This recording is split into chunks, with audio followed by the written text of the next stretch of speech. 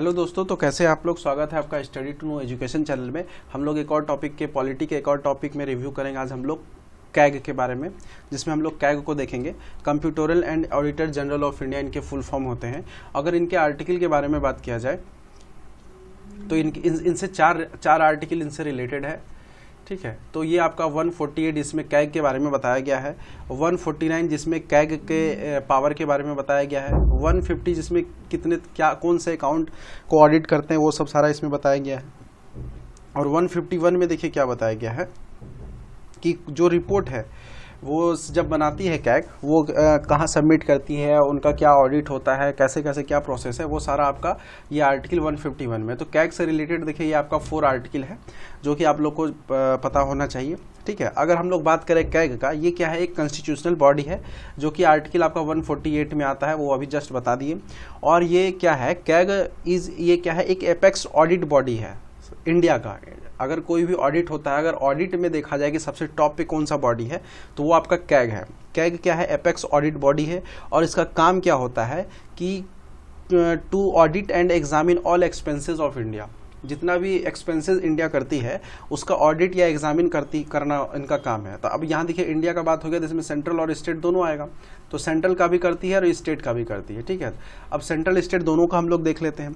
और यहाँ पे क्या होता है कि जो भी रिपोर्ट ऑडिट करके बनाती है कैग, ये क्या करती है, पार्लियामेंट को सबमिट करती है। इसका मतलब क्या है, CAG is responsible to parliament. Parliament के रिस्पॉन्सिबल में काम करती है, मतलब वो पार्लियामेंट को जानती है कि किसको हमको जमा करना है, पार्लियामेंट को। मगर क्या होता है, पार्लियामेंट जाने से पहले अगर सेंट्रल का बात करें तो वो प्रेसिडेंट को दिया जाता है, और स्टेट का बात करें तो वो गवर्नर को दिया जाता है। तब जाके फिर उसके बाद पार्लियामेंट में जाता है। फिर उसके बाद क्या होता है, एक PAC पब्लिक अकाउंट कमेटी होता है जो उसका रिव्यू करती है। फिर उसके बाद उसका रिपोर्ट पार्लियामेंट में क्लियरली प्रेजेंट किया जाता है, ठीक है। तो वो अभी हम सब बता दे रहे हैं आपको। फिर उसके बाद क्या हो रहा है उसमें, अगर हम लोग बात करें कैग के अपॉइंटमेंट का, तो इसका अपॉइंटमेंट कौन करता है, कैग का अपॉइंटमेंट कौन करता है, वो आपका प्रेसिडेंट करता है। कैग का अपॉइंटमेंट प्रेसिडेंट करता है। आर्टिकल बता दिया गया 148। अगर सैलरी का बात किया जाए तो इनके सैलरी को हम लोग कंसोलिडेटेड फंड से देते हैं। फंड भी कई तरह का होता है, हम लोग नेक्स्ट सेशन में फंड का भी लेके आएंगे, क्या है प्रॉब्लम, मतलब कितने तरह का फंड होता है। और इसके जो कंसोलिडेटेड फंड ऑफ इंडिया से जो जितना सैलरी, जैसे सुप्रीम कोर्ट के जज को जहां से सैलरी दिया जाता है वहीं से कैग को भी सैलरी दिया जाता है, मतलब कंसोलिडेटेड फंड से दिया जाता है। और इसके रिमूवल का अगर हम लोग बात करें तो इसका रिमूवल क्या करते हैं, प्रेसिडेंट करते हैं, बट पार्लियामेंट के एडवाइस से करते हैं। यहाँ पे पार्लियामेंट का एडवाइस चलेगा, ना कि सेंट्रल गवर्नमेंट का। तो रिमूवल क्या होगा, कैग करेंगे, प्रेसिडेंट करेंगे पार्लियामेंट के एडवाइस से। अगर हम लोग रेजिग्नेशन का बात करें तो ये रेजिग्नेशन वगैरह नहीं देते, इनको हटा दिया जाता है। अगर देना हो तो दे सकते हैं। रेजिग्नेशन किसको देंगे, प्रेसिडेंट को देंगे, क्योंकि अपॉइंट किए हैं वही प्रेसिडेंट ही किए हैं। अगर नहीं देते हैं तो फिर रिमूवल होगा प्रेसिडेंट के थ्रू।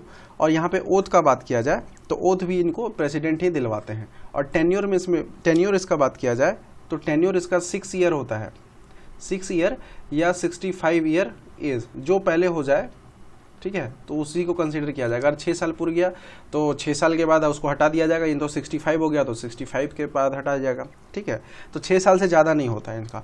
और अगर हम लोग थोड़ा सा बात करेंगे क्वालिफिकेशन का, तो और इसमें देखिए एज का कोई लिमिटेशन नहीं है। मिनिमम एज, अगर आप सिर्फ एडमिनिस्ट्रेटिव ऑफिसर हैं और आप उस तरह का एलिजिबिलिटी रखते हैं, एलिजिबिलिटी कहने का मतलब क्या है कि आपको उस फील्ड का थोड़ा नॉलेज हो, ठीक है, तो आप लोग यहाँ पे मिनिमम एज का कोई रिक्वायरमेंट नहीं है, मिनिमम एज कुछ नहीं होता है, बट आप एडमिनिस्ट्रेटिव ऑफिसर होने चाहिए।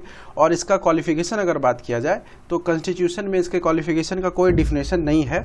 बट अगर आपको इसमें जाना है, मतलब इसमें किसी को जिनको अपॉइंट करना होता है प्रेसिडेंट को, ठीक है, तो वो क्या करते हैं, वैसे व्यक्ति को करते हैं जो एडमिनिस्ट्रेटिव पर्सन हो, वहाँ पे वो टेक प्लेस करते हैं कैग के पोस्ट के लिए, ठीक है। तो हम लोग बात कर लिए क्वालिफिकेशन का। तो फिर उसके बाद हम लोग बात कर लेते हैं, अब यहाँ पर रिपोर्ट देखिए आपको दिख रहा होगा, और provision in Lok Sabha and Rajya Sabha, वो यहाँ पे इसमें इसका कुछ नहीं है। यहाँ पे सीधा बात होता है सेंट्रल और स्टेट का, ठीक है। तो सेंट्रल में अगर जाएगा, स्टेट में जाएगा, तो उसका क्या है। सबसे पहले हम लोग रिपोर्ट के बारे में बात कर लेते हैं। अगर मान लीजिए ऑडिट का रिपोर्ट आता है तो कैग क्या करती है, रिपोर्ट को अगर सेंट्रल गवर्नमेंट का बात करें तो सेंट्रल गवर्नमेंट में और स्टेट गवर्नमेंट में, सेंट्रल गवर्नमेंट में अगर बात करें तो सेंट्रल गवर्नमेंट में ये किसको सबमिट करेगी, प्रेसिडेंट को, और स्टेट गवर्नमेंट में किसको सबमिट करेगी, गवर्नर को। बट क्या होता है, सेंट्रल गवर्नमेंट का भी एक पीएसी कमेटी होता है और स्टेट गवर्नमेंट का भी एक पीएसी होता है, ठीक है। तो दोनों का पीएसी होता है। तो ये प्रेसिडेंट क्या करता है, ये कैग के रिपोर्ट को पार्लियामेंट भेजता है। पार्लियामेंट भेजने के बाद फिर उसके बाद क्या होता है कि पीएसी पब्लिक अकाउंट कमेटी होती है, इसको रिव्यू करती है, ठीक है, जिसमें 22 मेंबर होते हैं।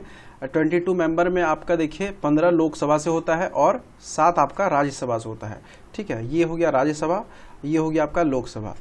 तो पीएसी क्या करते हैं, ये स्टेट में भी और सेंट्रल का भी दोनों क्या करते हैं, ये पार्लियामेंट में भेजते हैं और पार्लियामेंट में जाने के बाद पीएसी कमेटी के पास जाता है और उसका रिव्यू होता है रिपोर्ट का, और उसके साथ कैग भी बैठ के रिव्यू करते हैं ताकि कुछ मिस हैपनिंग, मिस कंसेप्शन ऐसा ना हो, सारा कुछ समझाने के लिए। और जब सारा क्लियर हो जाता है तब फिर उसके बाद उसको क्या कहते हैं, पार्लियामेंट में उसके लिए डिस्कशन किया जाता है कि इसका क्या है। अगर पॉजिटिव रिपोर्ट है तो ठीक बात है, चलिए प्रोग्रेस पे स्कीम जो लाया गया था या कुछ भी खर्चा वगैरह किया गया वो सही जेन्युइन है। अगर कुछ गलत पाया जाता है तो सवाल जवाब किया जाता है, पार्लियामेंट में ये सब काम होता है। तो कैग का क्या काम है, वो एनुअल रिपोर्ट बनाते हैं। और उसके बाद देखिए क्या होता है कि जितने भी फाइनेंस, पब्लिक फाइनेंस से रिलेटेड जो मैटर है, मतलब लोक हित के लिए जो भी खर्चा वगैरह किया जाता है, उसके गार्जियन किसको कहा जाता है, कैग को ही कहा जाता है, ठीक है। यानी कि पब्लिक फाइनेंस का अगर गार्जियन पूछा जाए कौन है, गार्जियन ऑफ पब्लिक फाइनेंस, तो वो हो गया आपका कैग, पब्लिक फाइनेंस, ठीक है, गार्जियन ऑफ पब्लिक फाइनेंस। तो ये आपका इन शॉर्ट हम लोग कैग के बारे में सारा बात किए। अगर आपको वीडियो अच्छा लगा तो प्लीज़ लाइक कीजिए, सेशन को सब्सक्राइब कीजिए, और देखने के लिए thanks, have a nice day. और अगर कुछ टॉपिक वगैरह भी और आपको चाहिए या कुछ लगता है कि नहीं कि होना चाहिए और भी टॉपिक, ये टॉपिक, तो आप लोग कमेंट में कर सकते हैं कुछ इंपॉर्टेंट। और आज हम लोग कैग को देख लिए, ठीक है। तो देखने के लिए thanks, have a nice day.